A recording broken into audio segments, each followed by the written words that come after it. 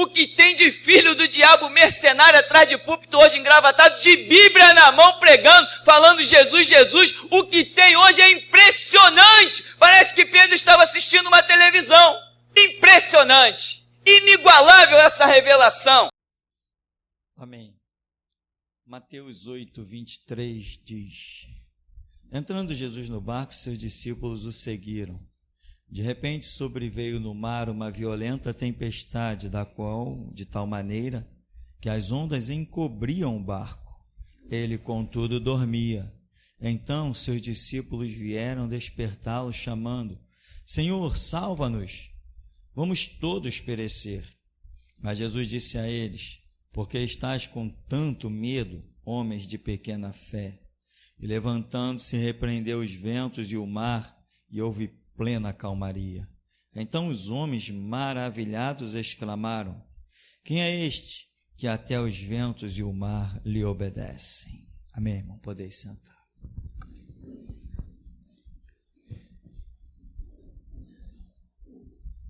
Irmãos, a verdade não é brincadeira. Andar na verdade, puxa. Primeiro, para andar na verdade, Deus tem que te ajudar muito. Sem Deus, você não consegue andar na verdade. Só na tua força, irmão. Eu creio que o ser humano, por mais anseio que ele tenha pela verdade, se Deus não der a graça, como Jesus falou, sem mim, nada podeis fazer. Se Jesus não der a graça, se Jesus não intervir, se Jesus não vier junto, o camarada vai acabar corrompido. Já vimos pessoas que diziam que desejavam tanto a verdade. Diziam que queriam morrer por Cristo. Olha, nessa caminhada, irmão, aí 30 anos, mais ou menos, eu vi e ouvi muita coisa. Vi e ouvi muita coisa. Pessoas comuns dentro da igreja, pessoas que tocavam, pessoas que estavam à frente, com títulos de pastor, pessoas com igrejas grandes, inclusive. E essas pessoas pareciam realmente que queriam a verdade. E Deus queria que elas quisessem a verdade. Deus estava disposto a ajudar, mas não basta só a graça de Deus, porque a graça de Deus não vai anular o nosso livre-arbítrio. Então, quando você quer e a graça de Deus vem juntando o teu querer mesmo com a graça de Deus, é assim que você consegue ir até o fim. Como Pedro, Paulo, Tiago, João, Estevão. Mas fora isso, sem a graça de Deus, não é possível viver. Bom, repito, Jesus disse: sem mim, nada podeis fazer. Nada, o que é nada? Eu quero andar na verdade, mas sem Ele eu não consigo. Eu quero ir com Ele até a morte, mas sem Ele eu não consigo. Eu quero viver o meu dia a dia no Evangelho, mas sem Ele eu não consigo. Sem Ele eu nada posso fazer, por mais que eu queira. Entendeu, irmão? Por mais que você queira, você não vai conseguir andar numa verdade plena, absoluta, se Deus não te der a graça. Por isso, há tantas passagens bíblicas gloriosas, por exemplo, Paulo orando: Senhor, aparta de mim aí esse cálice, vamos assim usar a expressão que ele chamou de um espinho na carne. E Jesus falou assim: não, Saulo, basta, porque o meu poder se manifesta na tua fraqueza. E Paulo disse que quando o Senhor respondeu, o que o Senhor disse para ele? A minha graça te basta. A graça é esse favor de Deus que nos permite coisas que nós não seríamos capazes. Todos queremos a verdade? Sim, mas sem a graça de Deus não permaneceremos na verdade. Só essa força não é o bastante. Por mais que você diga: eu quero é a verdade, ponto final. Primeiro, você não tem nem condição de saber o que é a verdade. Diz a Escritura: e conhecereis a verdade, e a verdade vos libertará. Ou seja, a verdade não está dentro de você, não é algo que você processa aqui dentro. A verdade vem de fora para o seu cérebro, para o seu intelecto, para o seu ser. você precisa conhecer, ter contato, ela precisa sair de alguma esfera e penetrar em você. É assim que é a verdade. Não é a pessoa, eu tenho a verdade. Não, eu tenho a verdade, não, eu recebi a verdade. E essa verdade é o que causa uma guerra imensa na terra. Por quê? Porque as pessoas que não têm a verdade não entendem como é que certas coisas podem processar de mim, de você, pelos nossos lábios, se isso não está dentro delas. Porque elas não conheceram a verdade. A verdade só traz paz para aquele que a aceita. Quem não aceita a verdade traz a guerra, as divisões. Você acha que os pais de santo não sabem que servem ao diabo? Ora, se não sabe. Como é que não sabe? Faça-me o favor. Eu cansei de ver, tinha na televisão um negócio chamado Documento Especial. Lembra desse programa que tinha? Acho que numa TV chamada Manchete. Documento Especial. Horas de documentários mostrando os trabalhos que os pais de santo faziam. E eles tinham plena consciência que eram trabalhos para o mal de pessoas que eles nunca viram, mas eles diziam, não, o filho de santo veio aqui pedir, ele ajuda a sustentar a casa, né? Ajuda a sustentar a casa, né, irmão? Dá dinheiro. Então, nós fazemos o pedido do filho de santo. E lá tinha pedidos para o cara matar a gente que ele nunca viu, nem olhou jamais para aquela pessoa. Então, ele não tinha plena consciência de que estava realizando o mal. Então, pai de santo, mãe de santo, feiticeiro, bruxo, guru, eles sabem que estão fazendo o mal. Mas eles querem a verdade? Não. Se um pai de santo, desses ricos, você já viu umas casas que tem ali em Botafogo, onde frequentam os artistas, onde você passa ali numa rua, tem umas estátuas imensas, de frente para a rua, um negócio totalmente luxuoso, frequentado só por gente rica, gente que chega lá e põe pacotes de dinheiro para se dar bem no meio artístico, para se dar bem na música, para se dar bem nas suas empresas, para os seus negócios irem bem, etc, etc, tudo visando dinheiro. E você acha que aquelas pessoas vão ouvir a verdade do evangelho e vão dizer assim, oh, que maravilha? Não, eles até ouvem a verdade, pode reconhecer, certamente se ouviu a verdade vai reconhecer, porque quem trabalha para convencer não falha na sua missão, que é o Espírito Santo. A pessoa é convencida da verdade, mas ela não quer a verdade, ela não aceita. Por quê? Porque a verdade vai lhe custar um preço. Sempre custa. Sempre custa. Se você acredita conhecer a verdade, olhe para trás e veja que preço você pagou por ela. Se não pagou preço nenhum, não tem verdade nenhuma. Para ter a verdade, tem um preço a ser pago. Sem pagar esse preço, você não tem verdade. Eu conheci, numa das igrejas por onde eu passei, um homem chegou lá dentro do gabinete do pastor, desses riquinhos. Pastor, eu vim aqui falar porque, poxa, eu dou meu dízimo aqui na igreja, eu estou dando oferta, e agora as coisas estão indo tudo mal na minha vida. O que está de errado aí, pastor? Eu vim aqui resolver isso. E o pastor falou assim, mas como que está errado? O que está dando de errado? Não, que eu tinha um monte de cliente lá no meu consultório dentário, e agora está sumindo, eu estou perdendo um monte de coisa, eu estou perdendo muito dinheiro. Eu falei assim, como assim? Me explica sobre esses clientes. Não, que eu tinha, assim, tem um monte de cliente que é fantasma, lá do INSS, esse jogo da coisa. O pastor falou, não, pode parar. Se você quer Deus, você tem um preço a pagar. Deus vai tirar toda a podridão, toda a lama, toda a sujeira da sua vida, para que você saiba realmente o que é andar com Deus. Não, mas quer dizer que eu vou perder os meus clientes fantasmas, todo o meu dinheiro? O pastor falou para ele, vai perder tudo, vai ficar sem nada para recomeçar com Jesus. Se é assim que quer seguir Jesus, eu não quero não, obrigado. Virou as costas e foi embora. Já foi tarde, tomara que ele encontre com Judas, né, irmão? Então, irmão, a verdade tem um preço. E não é um preço moleza. Irmão, a verdade não tem um preço moleza. Não tem um preço moleza. Eu posso te dizer porque eu paguei esse preço. Não é moleza. Tu não sabe o que às vezes você achar que tua alma vai derreter. Tu não sabe às vezes você achar, respirar fundo e dizer, eu acho que eu não vou aguentar. A angústia te dominar, uma série de coisas.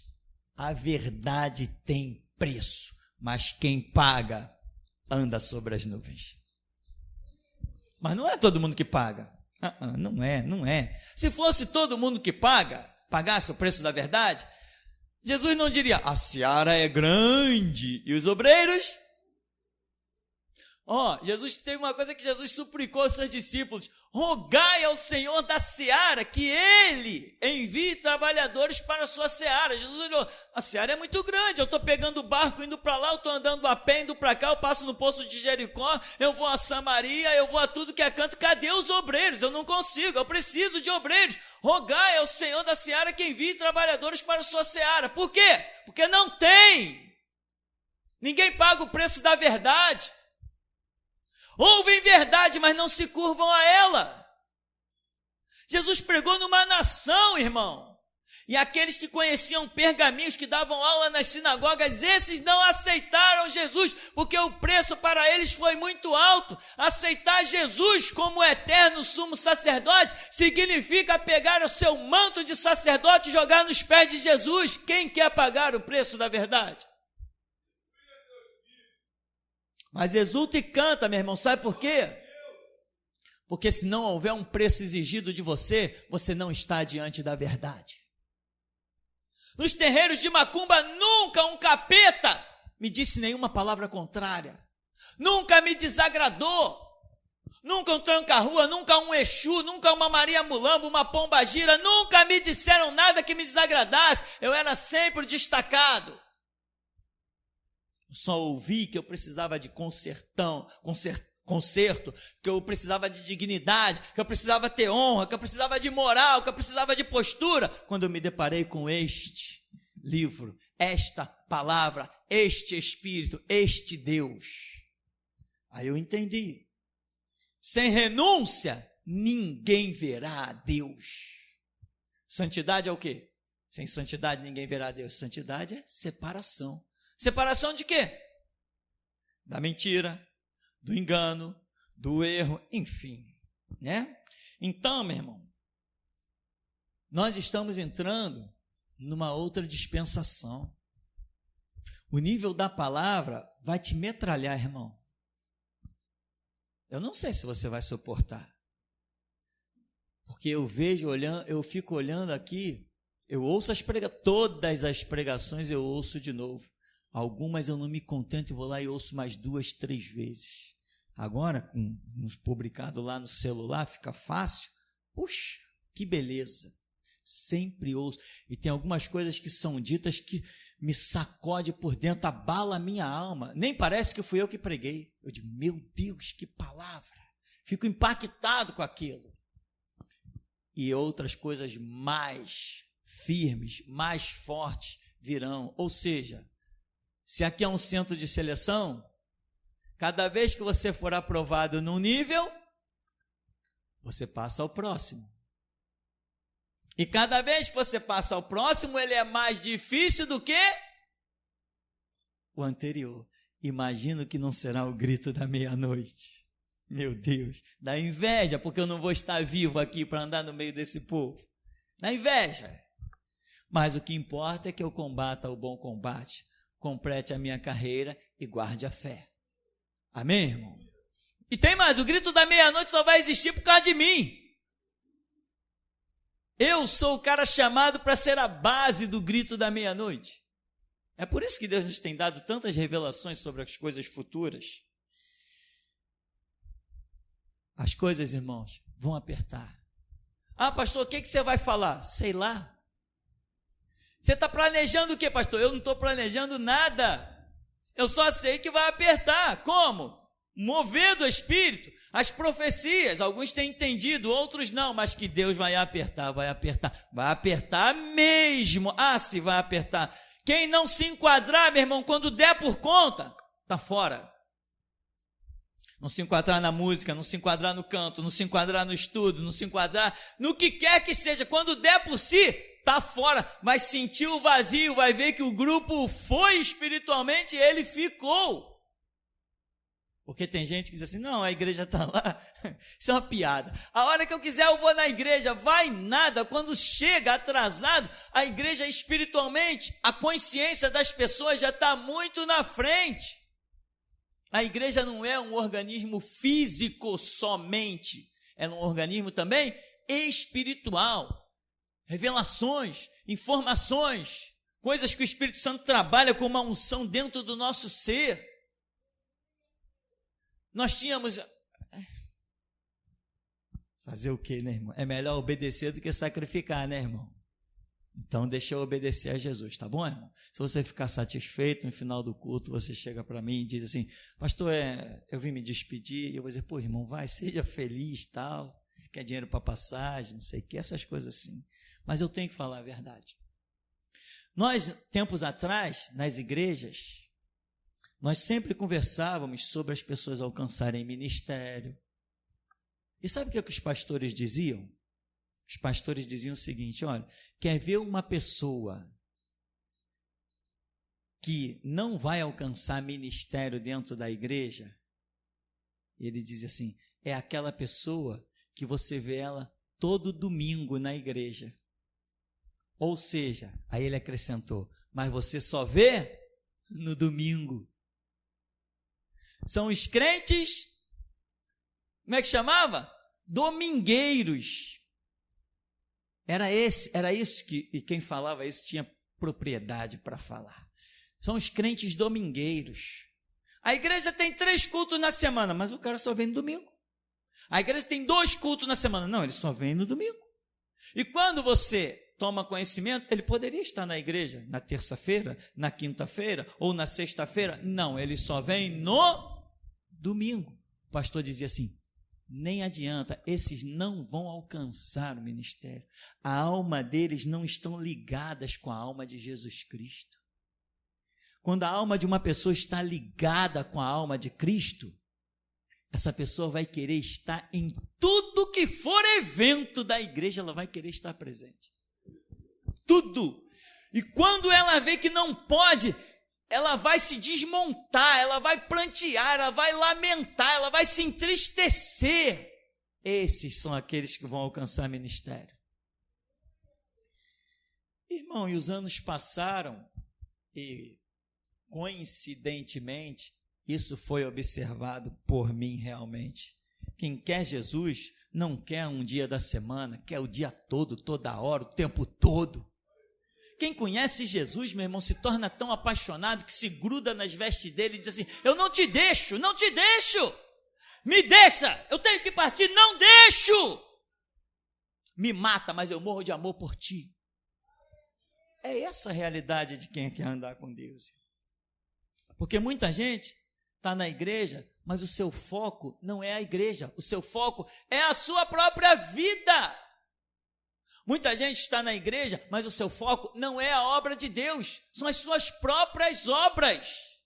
Deus abençoa as obras das minhas mãos, está bem, mas que obras são essas?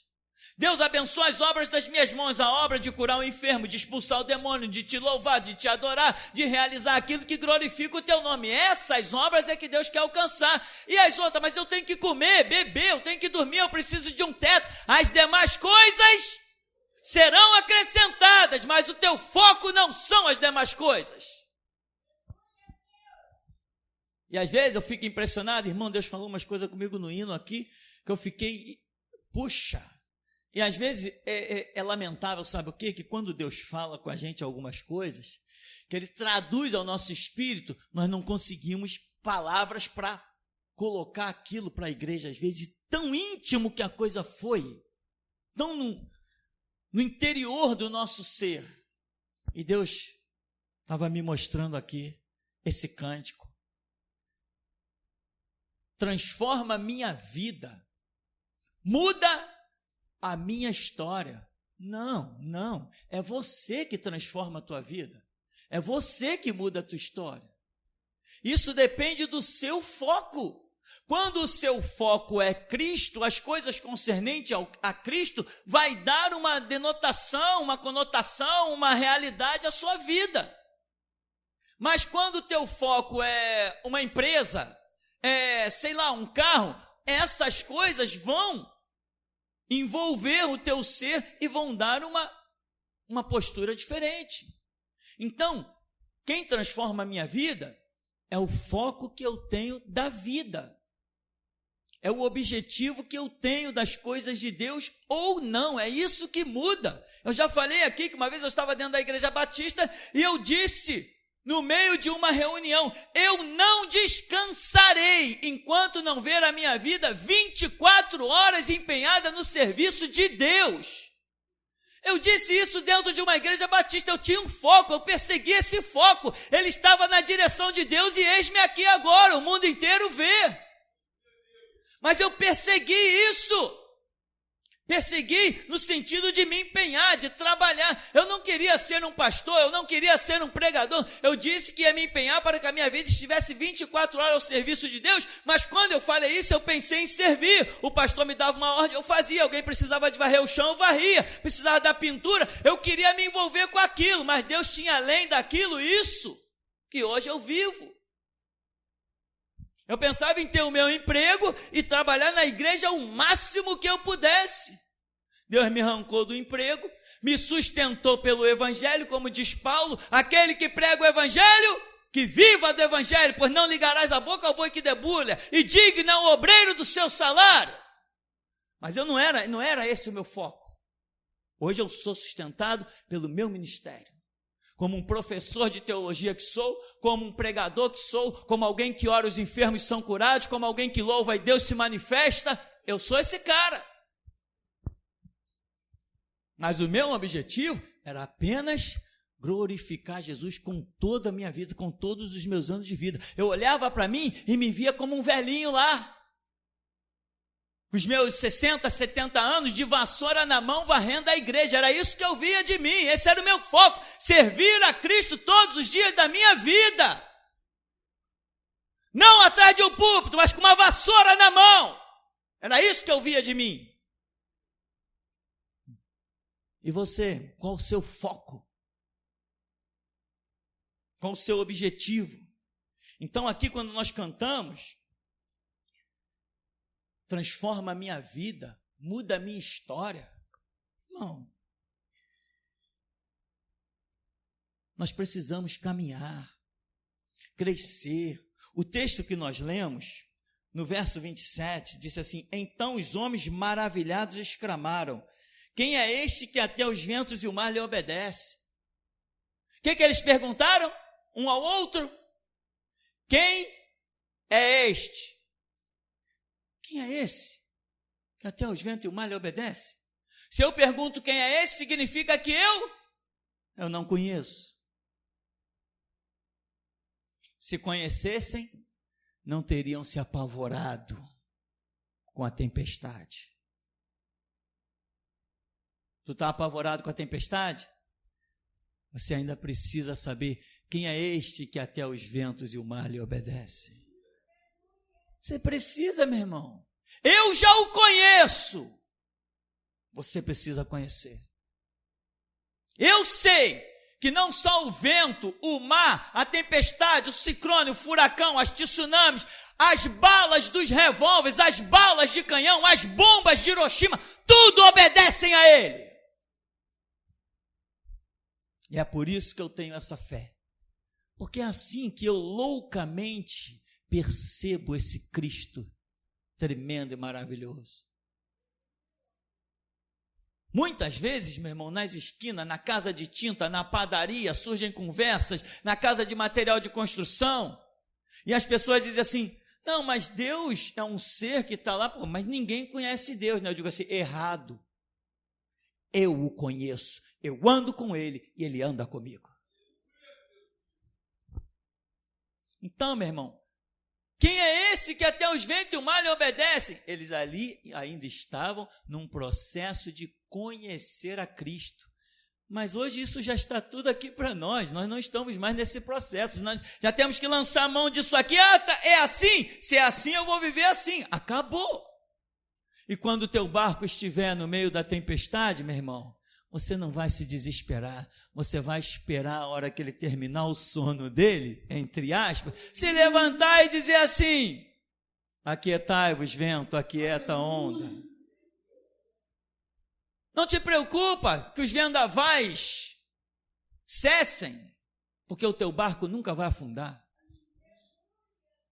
Mas as águas estão entrando. Maravilha! Significa que tu está sendo ensinado pela palavra, está sendo banhado pelas águas poderosas do Espírito. Barco que Jesus está, irmão, nunca afunda. Não tem como. E Jesus está ali dormindo, Estava dormindo mesmo? Jesus está ali, vamos ver o que esses caras vão fazer. Quando, Senhor, nós estamos perecendo. Vocês ainda não têm fé? Aí Jesus ficou de pé. Cala a boca, mar. Aquieta, vento. Onde está esse Jesus? Dependendo da tua resposta, aí estará a sua fé. Onde está esse Cristo? Alguém aqui conhece esse Cristo? Porque alguém perguntou há 2000 anos atrás, quem é esse? E hoje ainda vamos perguntar quem é esse?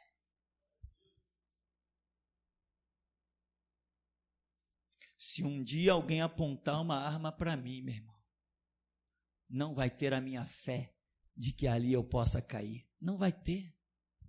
Não vai ter. Eu não acredito nisso.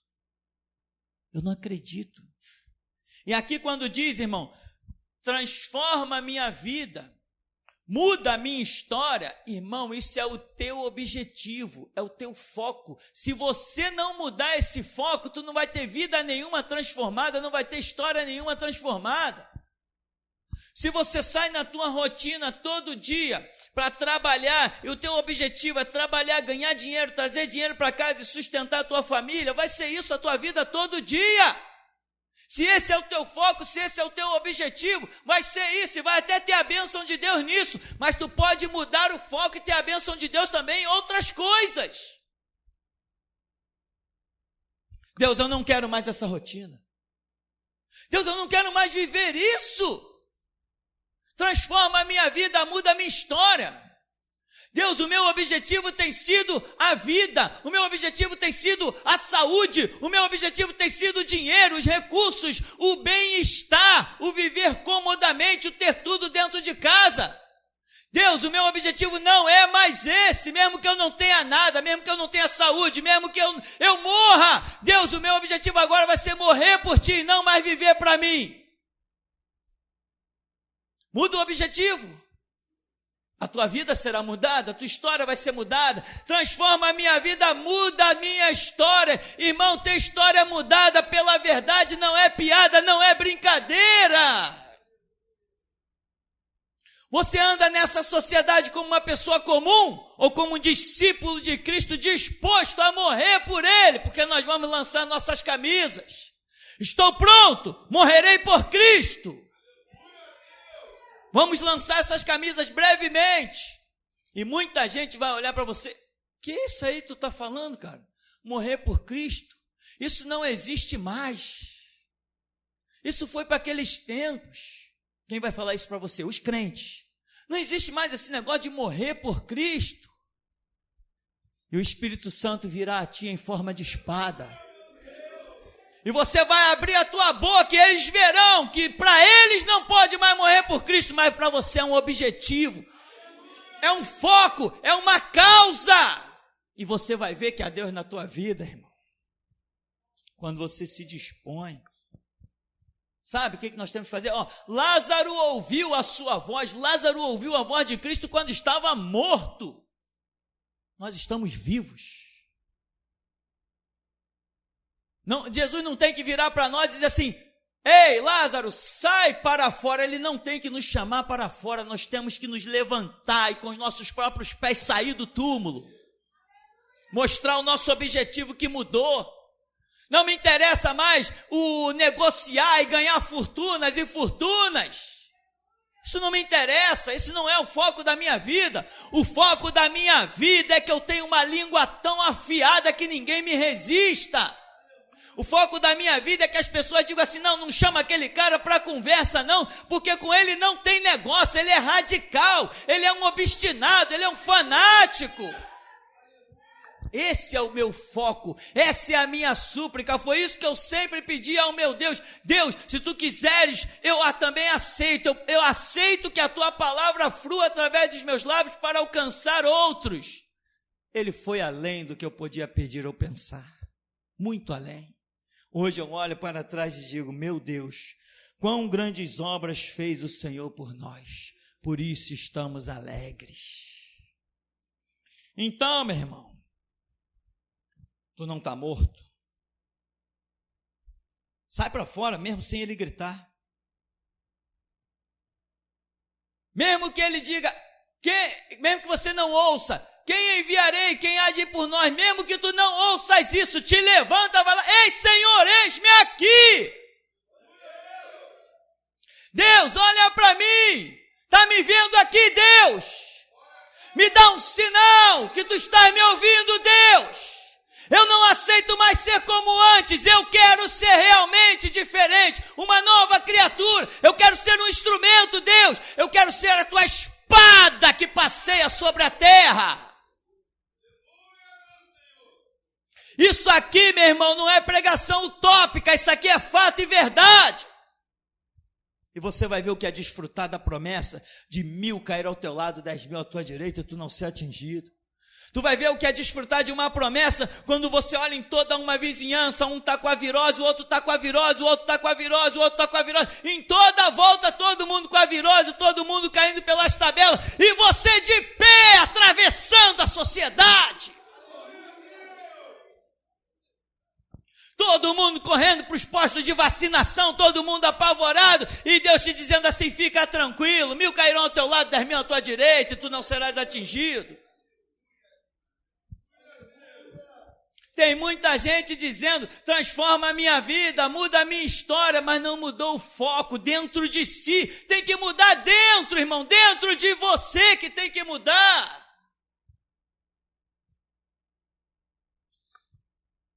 Veio uma violenta tempestade de tal maneira que as ondas cobriam o barco. Contudo, Jesus, o que Jesus fazia? Dormia. As ondas que te afligem, meu irmão, não afligem o teu Deus. E quem te protege é o teu Deus. Então tenha fé, tenha confiança, não se desespere, apenas caminha. Fica dentro do barco, a água está entrando, não, fica dentro do barco, porque o teu Deus está no teu barco. Fica dentro do barco. Então os discípulos vieram despertá-lo, clamando, Senhor, salva-nos, vamos todos perecer.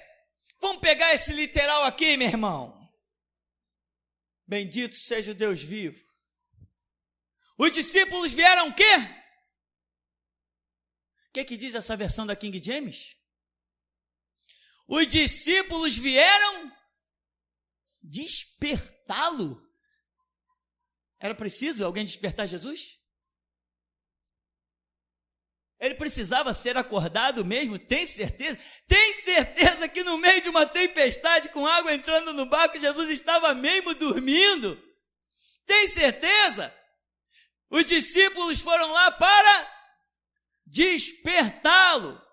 Em que sentido? Chamaram a atenção dele para si. Senhor, não se te dá que nós estamos a perecer? Vai, irmão, desperta Jesus para que ele olhe para você.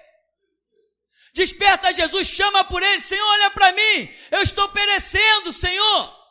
Olha, Deus, eu tenho carro, eu tenho casa, eu tenho comida em abundância, eu tenho bons negócios, eu tenho dinheiro sobrando. Eu estou perecendo, Senhor, por favor, olha para mim. Me livra disso, Deus. Chama ele para que ele olhe para ti. O barco está cheio de água, está uma maravilha no espiritual, mas eu não estou vendo o que eu precisava ver. Livra-me disso, Deus. Não falta nada na minha vida, me livra disso, Deus. Me dá uma fornalha, me dá uma cova, me dá uma arena, Deus, faz alguma coisa na minha vida.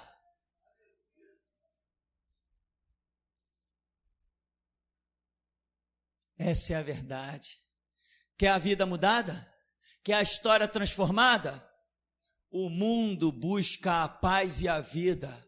Nós buscamos a guerra e a morte.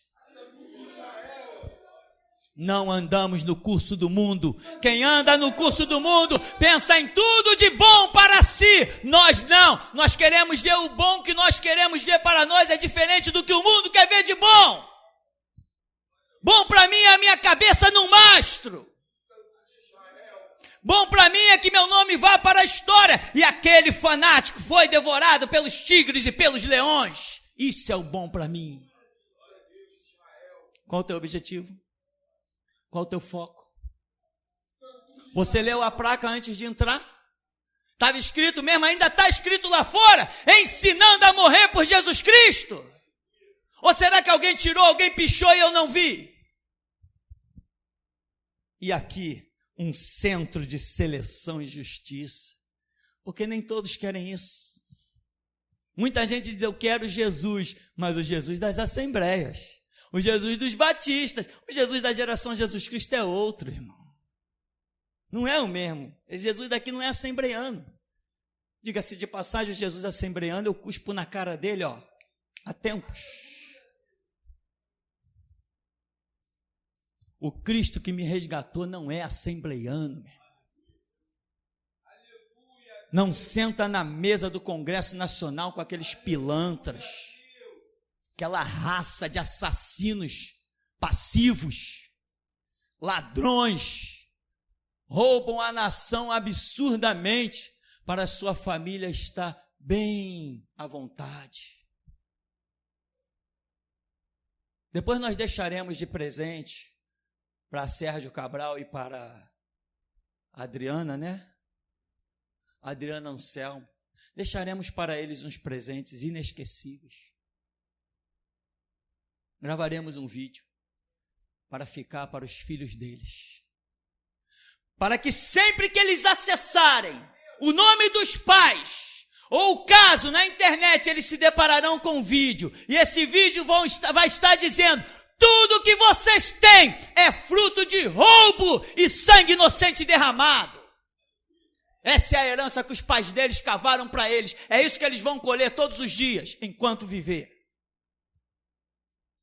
Vão saber sempre que os pais deles foram ladrões, pilantras, canalhas, que assassinaram milhares nas filas dos hospitais, milhares por falta de remédio nos postos públicos. Eles vão saber disso. O nosso Jesus nunca apoiou nenhum candidato. Nosso Jesus não apoia candidato. Então, irmão, algumas coisas a sua história já tem mudado, mas agora existem outras. Você se encontra num outro nível. E agora as renúncias desse outro nível também são reais. O que você deixou para trás lá no passado, como Paulo, né? O que para mim era lucro, eu transformei em perda para poder seguir a Jesus Cristo. Tem coisas que Deus tira da nossa vida. E tem coisas que nós teremos que deixar.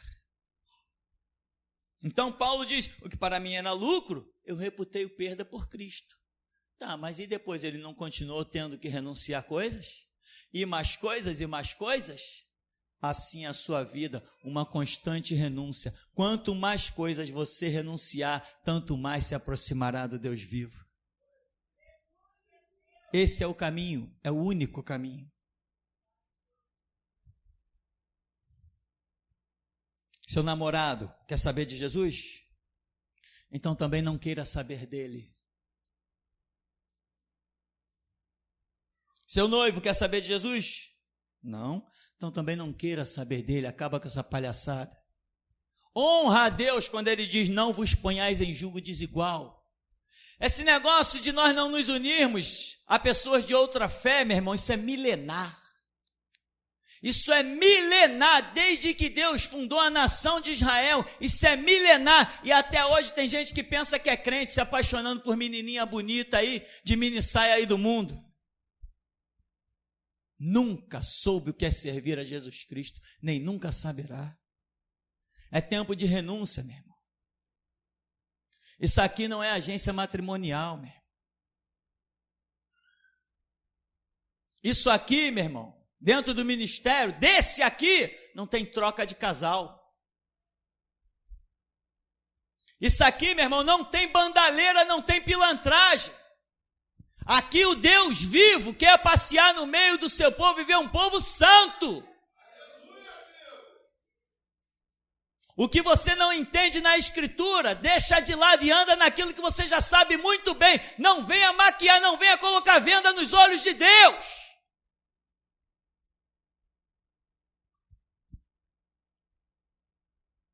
Mas Jesus disse a eles: por que estáis com tanto medo, homens de pequena fé? Levantando-se, repreendeu os ventos, o mar, e houve plena calmaria. Mas Jesus disse: por que estás com tanto medo? Ou seja, qual motivo? Qual a lógica? Eu não estou vendo motivo para isso. Por que vocês estão com tanto medo? Tipo, eu não estou aqui? Jesus está na tua vida? Está com medo de quê? Quando você tem medo de alguma coisa, você está dizendo: não, eu não sei se Jesus está na minha vida. Porque quem tem convicção de que Ele está na sua vida, o verdadeiro amor lança fora todo medo, irmão. Então, meu irmão, o seu foco vai fazer a tradução da sua vida, do seu mundo, do seu dia a dia. O seu foco, os seus objetivos. Entende? Você não pode, aqui nós não entramos nesse lugar para dizer: Deus, eu vim aqui te apresentar a minha petição, os meus desejos, o meu querer. Eu vim aqui para dizer o que eu quero do Senhor. Isso aqui não existe, esse tipo de oração aqui é abominável. Nós entramos nesse lugar para perguntar: Deus, o que tu queres de mim? E quando nós descobrimos o que Deus quer da gente, irmão, e conseguimos nos enquadrar, porque Ele não nos dá nenhum fardo além do que podemos resistir, aí você vê realmente uma nova vida, uma nova história, enxerga o mundo com outros olhos e vê que verdadeiramente há um Deus que anda no meio do seu povo e que realiza grandes obras, muito mais do que as que nós possamos contar. Muito mais, irmão. Muito mais. Hoje nós temos filhos de crentes que se tornaram gerentes da boca de fumo. Filhos de crentes que viraram aviãozinho, viraram trabalhadores do tráfico, viraram donos de prostíbulos, como os judeus. A maior parte dos prostíbulos que existem na sociedade é tudo de judeu. Eles investiram alto, eles têm riquezas fundamentadas na prostituição. Os judeus são donos dos maiores prostíbulos do mundo. Recrutam mulheres para trabalhar como prostituta. Judeu. Estamos falando daqueles que um dia conheceram. Então, tem aí filhos de crentes e mais crentes, todos que começaram e que tinham uma aparência de ter Deus. Irmão, na verdade, você só tem Deus quando Deus também tem a você. Porque tem muita gente: não, eu tenho Deus, eu faço isso, eu ando na palavra, eu ando naquilo outro. Ou seja, eu posso contar com Deus. Eu quero saber se Deus pode contar conosco. Eu sei que eu posso contar com Ele. Eu quero saber se Ele pode contar comigo. A minha busca não é por um Deus que possa fazer alguma coisa na minha vida. A minha busca é por um Deus que olhe para mim e veja que eu posso fazer alguma coisa para Ele. É isso que eu busco. Não é um Deus que me sirva, mas um Deus a quem eu possa servir. Eu vi o Senhor, o Todo-Poderoso. Meus olhos viram o Rei. Ai de mim que vou perecendo. Eu habito no meio de um povo de lábios impuros. Morreu? Não. Então veja Deus, irmão. Você precisa se esforçar para ver Deus. Jeremias, aonde eu te enviar, tu vai. O que eu te mandar falar, tu fala. Jeremias teve intimidade com Deus, não para que a sua vida normal e rotineira permanecesse. Quando Jeremias contemplou o Todo-Poderoso, a sua vida foi radicalmente mudada, e ele parou de servir os seus projetos e passou a servir os projetos de Deus. Ele queria casar-se com uma mulher, Deus falou assim: tu não vai casar com essa mulher, tu vai ficar solteiro até o fim do teu ministério, até o fim da tua vida. E ele abriu mão. E ele dizia: eu não entendo. Ele falava para a mulher: eu não entendo, porque Deus me mostrou o teu grande amor e me privou dele. Mas tem que ser assim. Se despediu e foi embora. Quer ver Deus? Quer ver a vontade de Deus? Pare de ver a si mesmo. Pare de ver os seus próprios desejos. Pare de ver a sua própria vontade.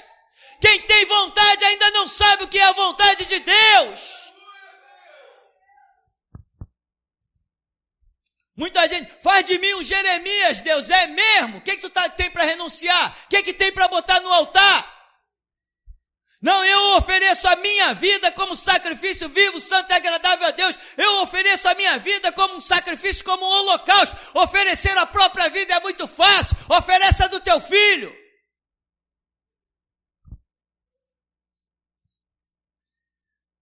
Oferece o teu casamento em cima do altar.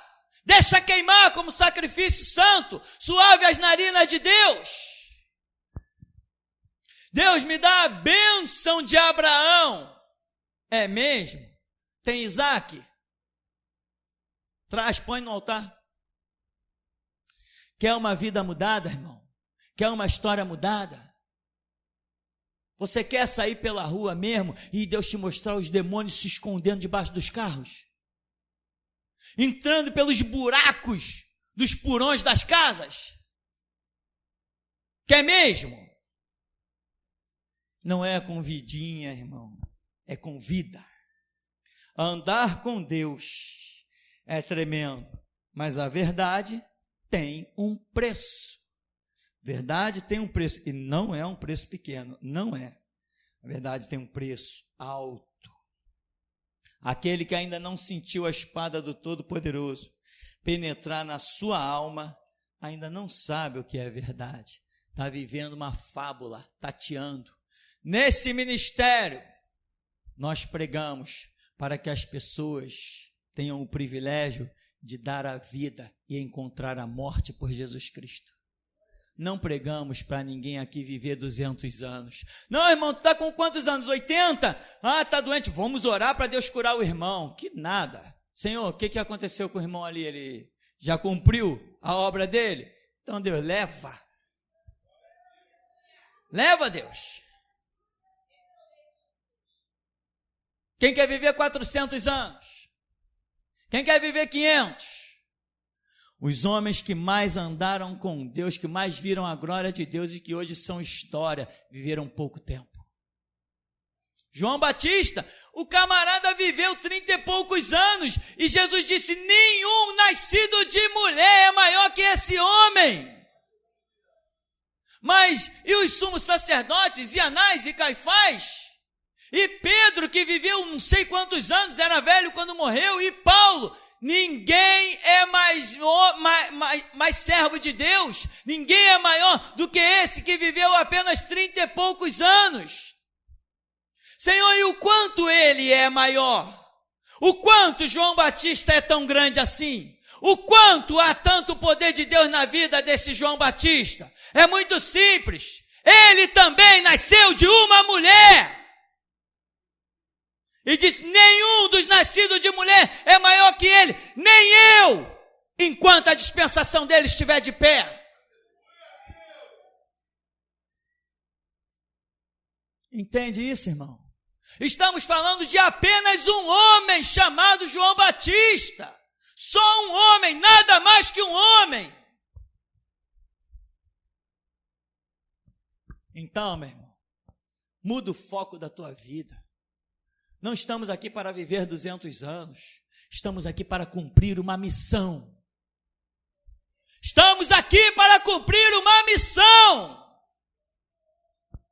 No tempo do Antigo Testamento, um jovem assumia o sacerdócio com 30 anos e o encerrava com 50.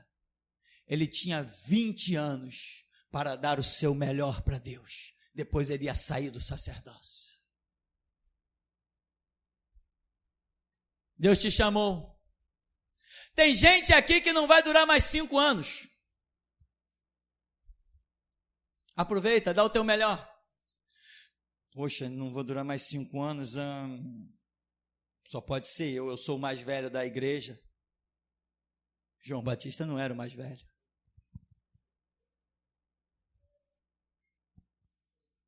João Batista não era o mais velho. Muitos mais velhos ficaram lá de pé. Mas o ministério conseguiu se cumprir cabalmente com ele.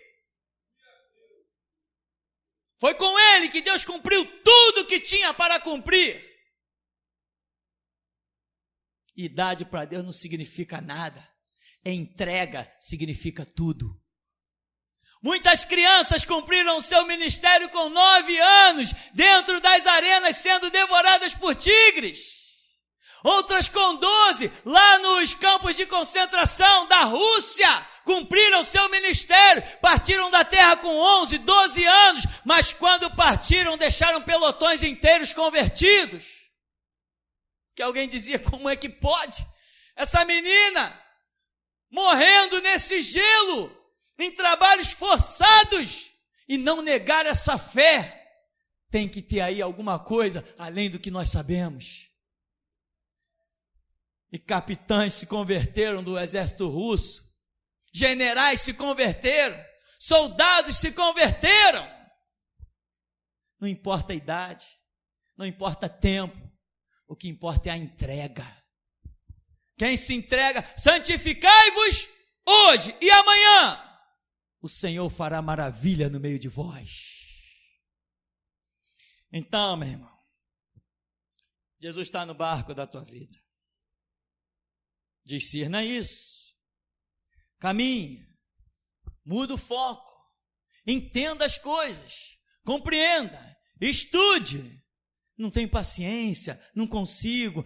Irmão, não me interessa os seus bloqueios. Interessa que há um Deus que está te esperando lá. Não interessa os teus bloqueios. O reino de Deus é para quem é capaz, é para quem pode, é para quem busca, é para quem bate, a porta se abre. Mas a porta está distante, pega um bambu e catuca, pega a pedra e joga. Você tem que bater na porta de alguma maneira, dá o seu jeito. Porque Jesus já bateu na porta das nossas vidas. Já entrou. Jesus já entrou nas nossas vidas. Mas nós ainda não entramos na vida dele. Jesus já nos conhece por dentro e por fora, mas nós ainda não o conhecemos. E os discípulos estão andando com Jesus, multiplicou os pães, multiplicou os peixes, lança a rede do lado direito, uma pesca abundante, e toma-lhe milagre, e a mulher tocou, e o fluxo de sangue parou, e toma-lhe coisa, e toma-lhe coisa, e toma-lhe maravilha, e todo mundo, que coisa gloriosa, daqui a pouco, quem é esse? Que até o vento e o mar lhe obedece. Você já viu muito milagre? Já viu muita maravilha? Já viu muita coisa gloriosa, irmão? Então não pergunte mais quem é esse. Viva o que ele é. Tem que viver o que ele é. Ele é Deus. E quando se diz Deus, é o Todo-Poderoso. É aquele que sabe tudo, opera e ninguém impede. Quando determina, não volta atrás, não enxerga. Deus, quando sai a peleja, ele não olha o número dos seus inimigos, nem o seu poderio bélico. É por isso que eu botei aquela placa lá, vida do ministério. Quando saíres a peleja contra os teus inimigos e vires carro e cavalo e povo e maior número do que tu, deles não terás temor, porque o Senhor teu Deus está contigo. Você já entendeu o quanto Deus está nesse lugar? Você não entendeu ainda, irmão. Você não entendeu o quanto Deus está nesse lugar. Você não entendeu. E se Ele te permitiu chegar aqui, é porque Ele quer estar na tua vida. Muda o foco, muda a tua história, muda tudo, revoluciona. Deus, eu não quero ser mais o mesmo. Mas Ele vai te perguntar, como perguntou para mim: você aceita o meu tratado? Aceita as minhas provas? Aceita o meu lapidar? Vai ficar firme? Não vai pular fora? Então, irmão, não pergunte quem é esse que até o vento e o mar lhe obedece, mas diga: esse é o meu Deus que pode e realiza todas as coisas. Até aqui nos tem ajudado, Senhor. Paz a todos, irmãos. Honra e glória seja dada ao nosso Senhor Jesus Cristo. Como a gente vê Deus neste lugar. Aleluia, Jesus. Irmão Paulo Sérgio, quando você orava, irmão, eu vi sair um fogo desse púlpito. E esse fogo pegava nas suas costas, irmão. Depois saía pela sua nuca. Depois eu vi esse mesmo fogo inundar toda a igreja. Pastor, Deus mostrava o Senhor num pequeno quadrado. Era um 2x2. Eu vi o Senhor de joelhos e o Senhor estava orando. E depois eu via muita gente em cima das costas do Senhor, enquanto o Senhor orava, e a visão cessava. Depois eu via como se fosse uma marreta antiga, e essa marreta ela flutuava. Depois eu via como se fosse um prego, parecia um ponteiro, e furava as duas mãos do Senhor. Depois, quando o Senhor dedilhava, eu via que esse sangue ele caía em cima do altar. E assim diz o Senhor, pessoal: só se constrói uma história neste lugar derramando o próprio sangue. Aleluia, Deus.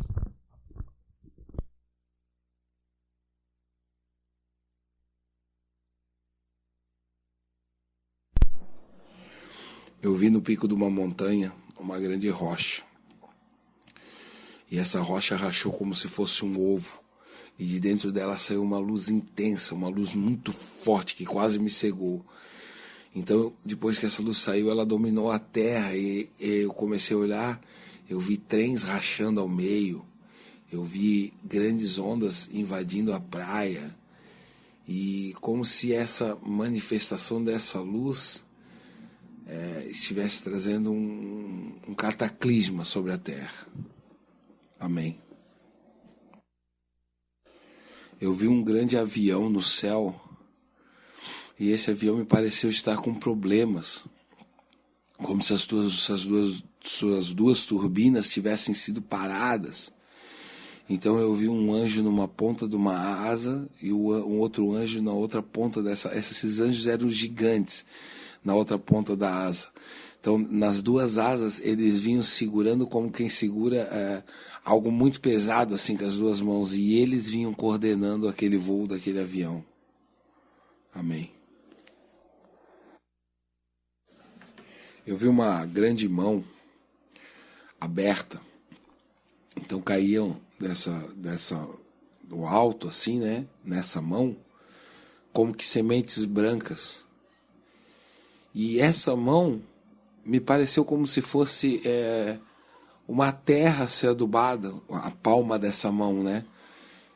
E quando essas sementes caíram ali, de repente essa mão se transformou numa grande amendoeira, mas uma amendoeira muito forte, uma amendoeira grande mesmo.